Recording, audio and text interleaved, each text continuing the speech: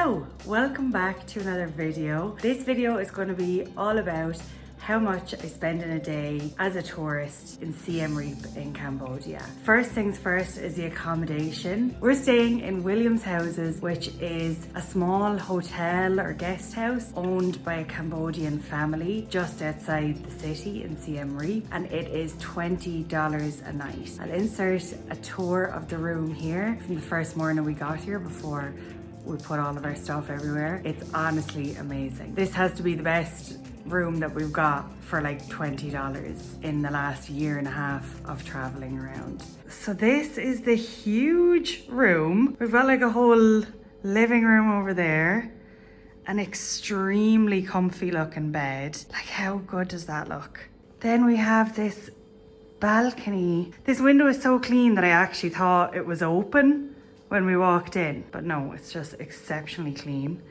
And there's like all nice plants and everything out there. Then we have some water, tea, snacks, a huge TV. They gave us some fruit when we arrived as well. We've just put it in the fridge because there's a lot of flies on it. But this is gorgeous.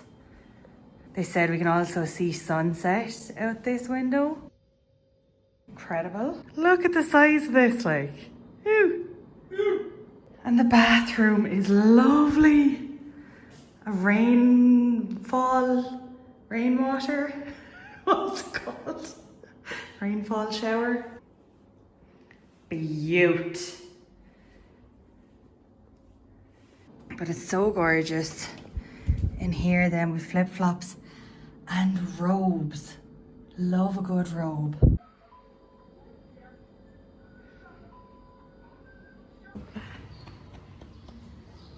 So we have our accommodation, and the other thing that we pay for every day is the moped. So because we rented it for 3 weeks, we got like a discount and we pay $570 per day, which is a pretty good deal. So right now we are going to go into town. We're going to go to a nice cafe, get some coffee, get some brunch/lunch, and I'll bring you along with me and let you know how much everything costs.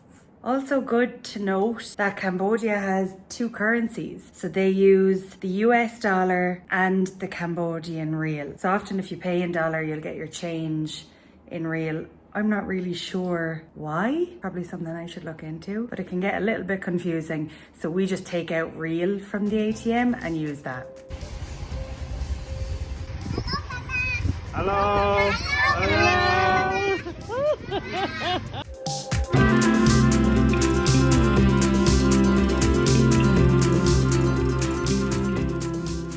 So we have come to the Source Cafe. I showed this cafe in my first video in Siem Reap as well, and now we've come back today. It's a good place to do a couple of hours of work.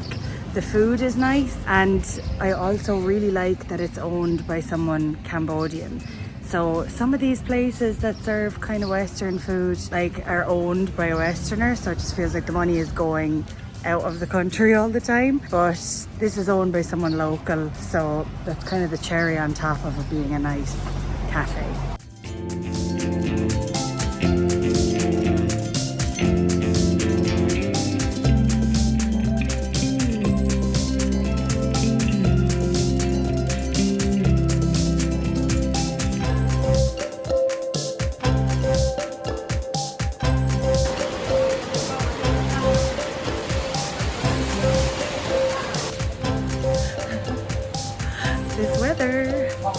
Rainy season is starting here.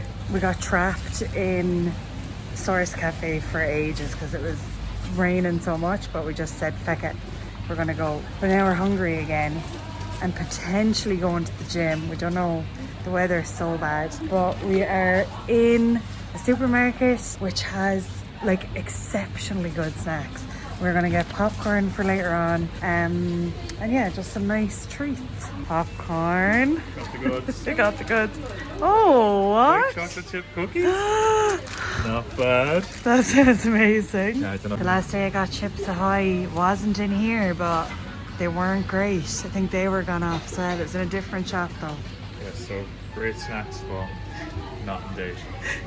I do love a little yan yan. Oh my god, there's everything here. I just want to spend ages here picking out snacks because I don't want to go back out in the rain.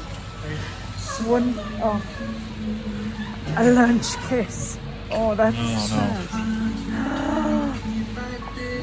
So honestly, so true. Why is there tuna beside the cookies? One thing that we paid for there that I missed because it was too rainy was we stopped for petrol for the moped, and it was $2 for about half tank or just over half tank. Over half tank, yeah. That's what we got last week, and it did us for the whole week, didn't it? Yeah.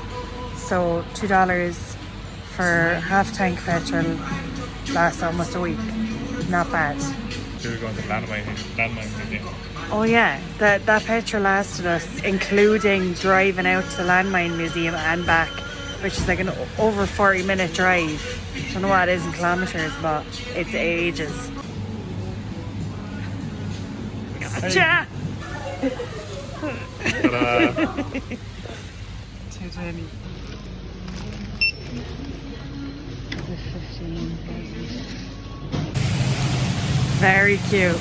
We put our bike in under an umbrella. Got slightly wet.